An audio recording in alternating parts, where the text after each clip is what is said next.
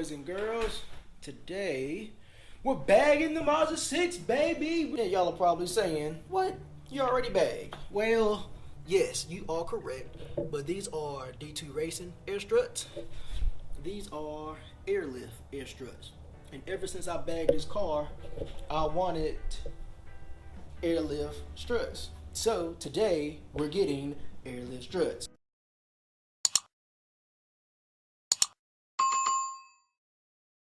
Alright, so let us start with the front struts. So the front struts are easy. You just have the 3 bolts up top for the strut mounts. You have 1 clip for the ABS wire right here. Then another clip for the ABS wheel sensor wire right there. And the strut comes out. Take my strut mount nut loose. Go ahead and take these sway bar end link off. So what I'm gonna have to do, I'm gonna take my crowbar and push it up to get it to come out. So we have our ABS wheel sensor wire disconnected. We're gonna take the clip off of the brake line. Now just kind of wiggle it back and forth. I don't know like if they make a tool for this. I just take the screwdriver, put it right there in the gap. And now just flick it out and just pull the line towards you and out. Next, we're going to take the strut suspender mount bolts off. Take your bolts, match them up. That way you don't lose the bolt or the nut. You can lose them together. Everything is a hammer. If you shake more than 3 times, you're playing with it. All right, there we go. Lift the strut up and then just undo those top 2 bolts, and then the strut comes right out.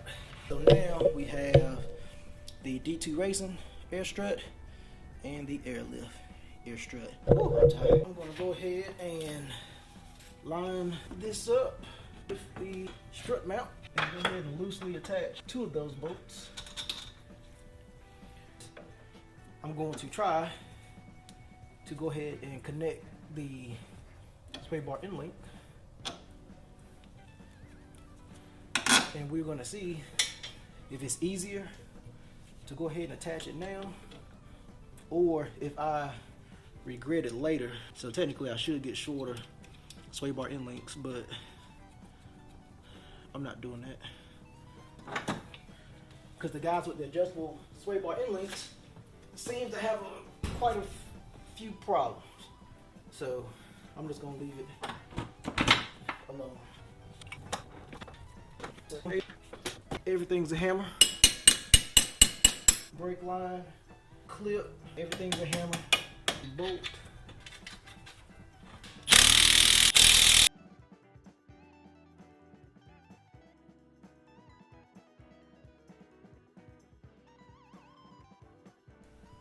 And on to the rear suspension.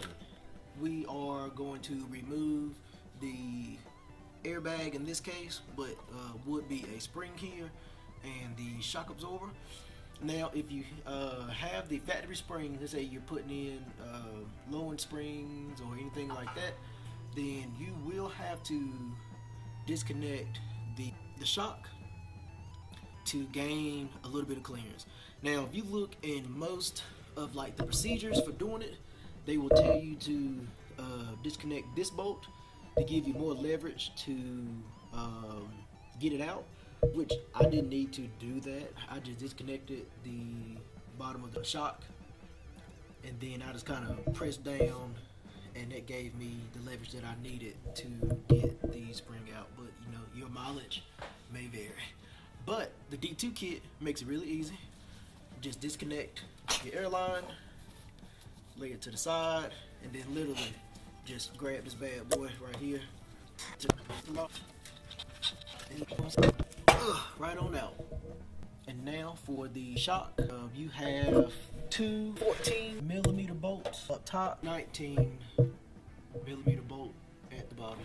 You have a little adapter spacer thing here that comes off as well, and then just pushes off, comes down and out. there's typically going to be adapters because these struts work for the Mazda 3 and Mazda 6. The only difference is the inside diameter of the Mazda 3 is 12 millimeters and the Mazda 6 is 14 millimeters. So if you have any sort of aftermarket struts, make sure that you get the little sleeve spacers out. So with the rear shock, we're just going to fish it up through here like so.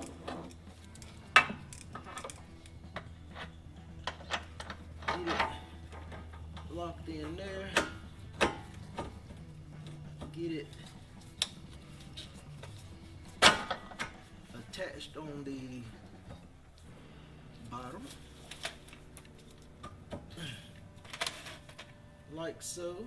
Our spacer thing. Well, first, I guess let me get my hammer.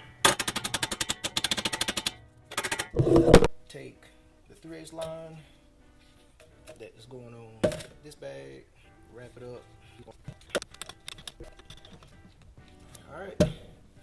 And then this goes over top like that. This bolt up through the middle. And then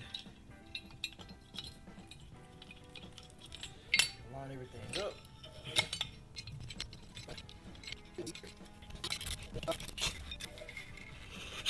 Might be time for me to put some new gloves on, maybe.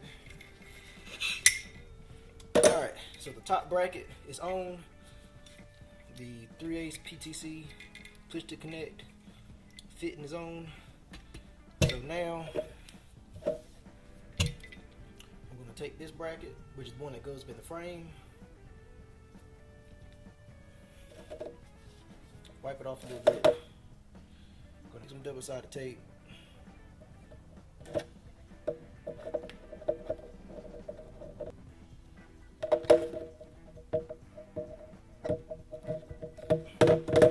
Put a little bit on that side, and then I'm gonna take some IPA wipes to wipe up in there. The cavity that I'm referring to is right there, and you cannot get to this cavity from outside because it's solid, from up here because it's solid, and you can't get to it from up top because you just can't get to it from up top.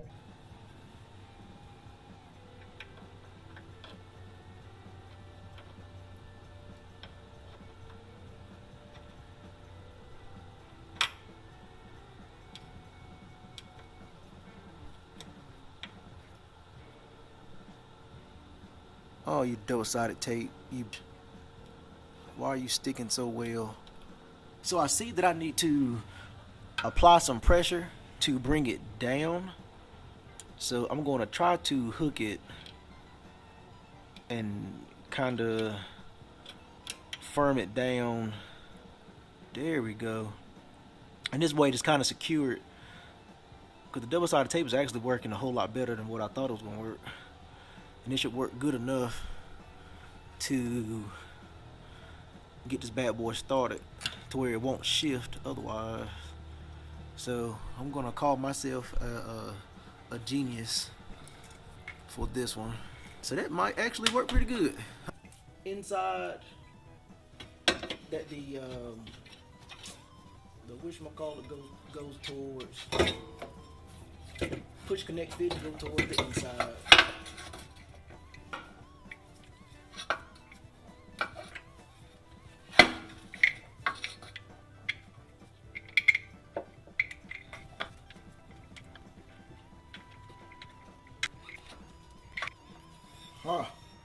Alright, finally got it in there. Then make sure that the PTC, the push to connect fitting, is facing the inside.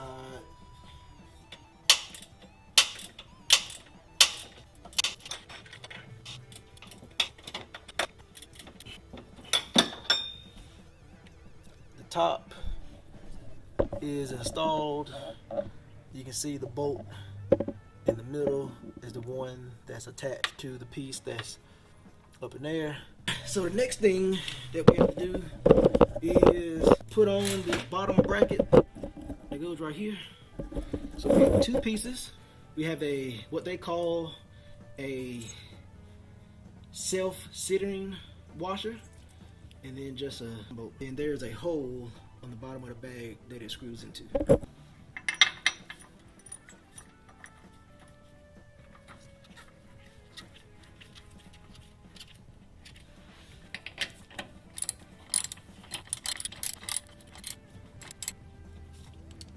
Alright, and just like that, the rear bags are installed. That took me 37 minutes and then 30 seconds of putting that bolt in the bottom. Now we have the Airlift rear struts secured on both sides. We have the Airlift bags and brackets secured. We also have the Airlift Air Strut assemblies in the front. So now it is full Airlift.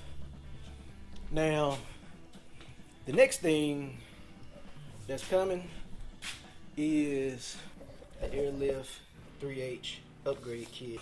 But until next time, peace. Oh, look at my finger. I need new gloves.